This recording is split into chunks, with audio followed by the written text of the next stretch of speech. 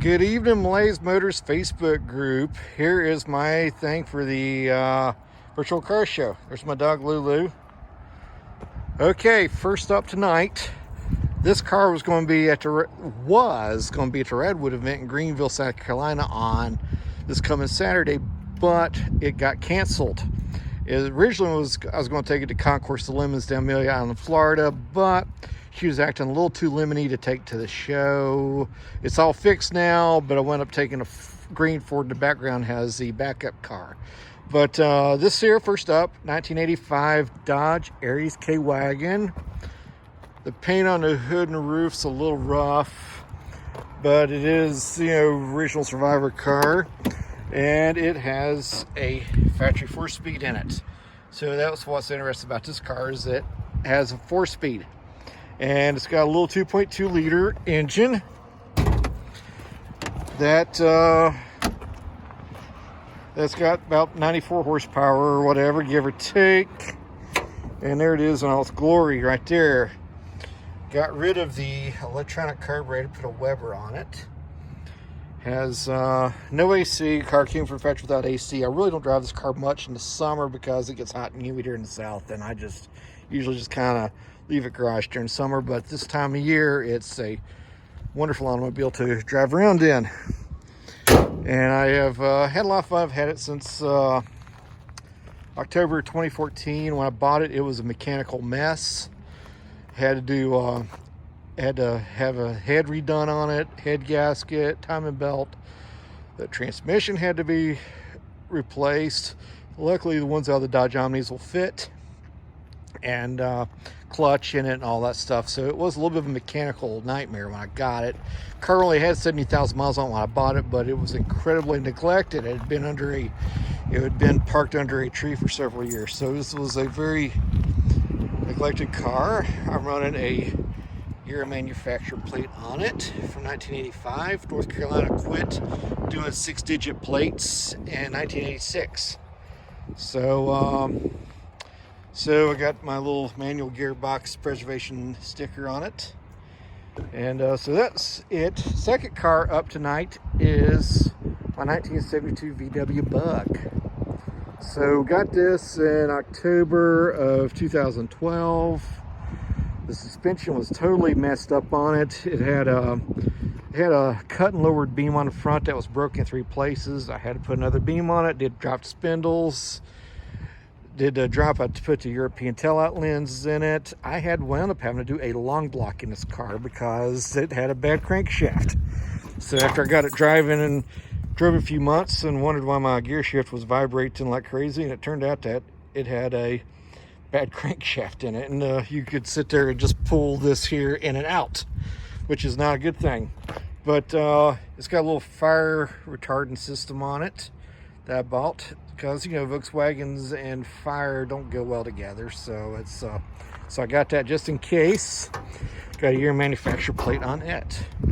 So it's pretty much the door came off an orange car, so I know that for sure. It was repainted in 2008. And the paint has held up pretty good on the car. It's got a couple little scuffs. The previous owner did that little scuff on the fender. I did the wheels, took them and had them sandblasted and painted red. And it's a pretty nice Bug. I drive this thing a few times a month, and usually I'll take one home and drive it for a few days. And but it's got the original. It's got the red interior in it, and Hurst shifter, aftermarket steering wheel from back in the day. Got a little cell phone holder there, so because I have no console to put the cell phone in, but that's all right. And it's got a little radio that works off Bluetooth. So it's a great little Bug. It's got the sun visor on it. The sun visors are great, but the only bad thing is the red. When the light changes, you can't see if it's green or not. So you have to really be careful when you're pulling up the red lights. Sometimes I have to stick my head out the window so I can watch the light turn. Okay, third up this evening, we have 1973 Ford. Oh, I have to walk back a long way because this is a big car. 1973 Ford Country Sedan Wagon. I got this in August 2008. The paint is pretty much how it was when I bought it. It was original paint car. Well, the left front fender had been repainted at some point, and the right rear quarter panel had been repaired at some point from a fender bender. So the back quarter panel has got quite a bit of Bondo in the corner around where the bumper and that side marker light is. So I'm almost afraid to, I've thought about getting the car painted, but then I think, it's like, man, I could be opening up a can of worms if I do that. So, but it's got a 400 V8 in it with a 2-barrel C6 transmission, and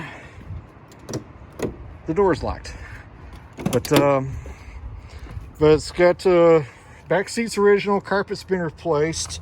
The door panels are original. I did have to do some epoxy work on the plastic door pull handles on the driver's side and on this passenger side here because they were pretty messed up when I got it.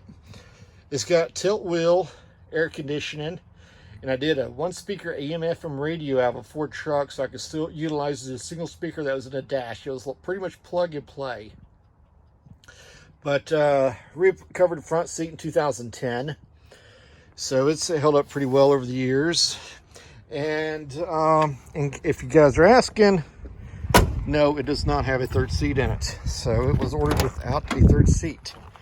So see right here, no third seat, unfortunately. But that's okay. It makes for a bigger area to stash cargo and things like that. But running a 1973 plate on it, and that's where it was sold new, Keeter Motor Company. I just recently had this car on a huge 1,230 mile trip, went to Amelia Island, Florida, joined a Haggerty touring experience in Lawrence, South Carolina, and drove 2 days to Florida.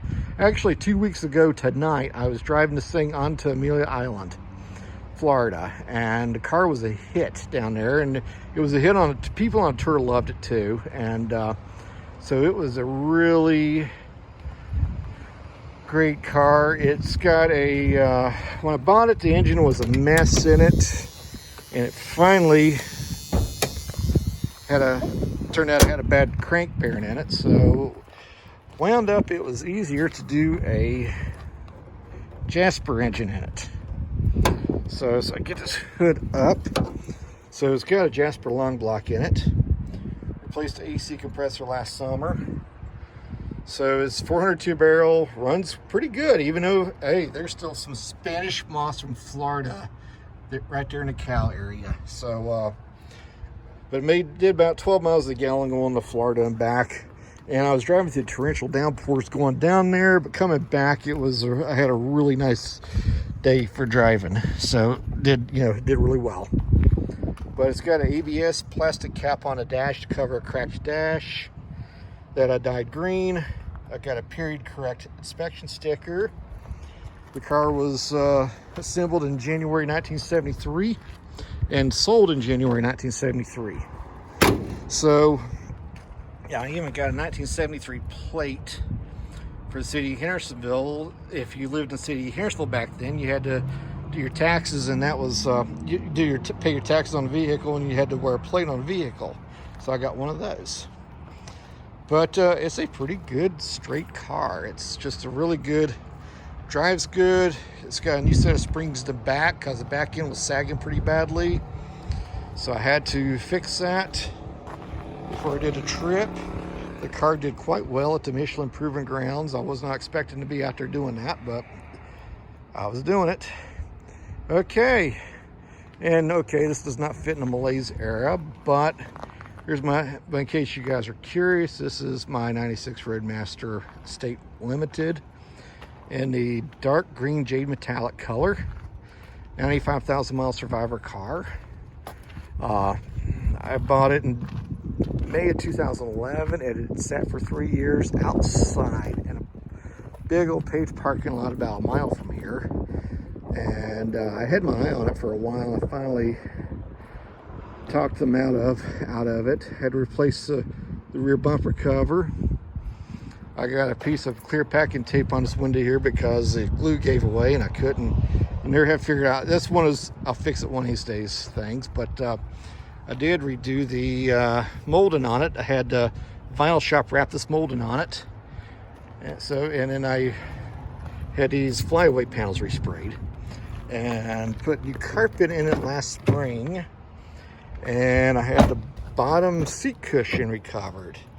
But I've had it on a couple of hot rod power tours. I've done a few road trips. I've only put 20,000 miles on it in 8 years, so I don't really drive it that much. But it's a great driving car. Got ice cold air conditioning. It's got the LT1 V8 with the dual exhaust. I know it's 1 year past malaise, but hopefully you guys will give me some slack for that. But I'm hoping y'all will enjoy this virtual car show on the Malaise Motors page. Ever since I'm on the East Coast and a long way from Palm Springs, this will be about the best I can do. So yeah, there's Lulu there. I think we'll take her to the dog park after a while in this dystopian world. So yeah, you hear motorcycles behind me, but that is it for now. So this is a virtual car show. I hope you guys enjoyed it, and we will see you soon.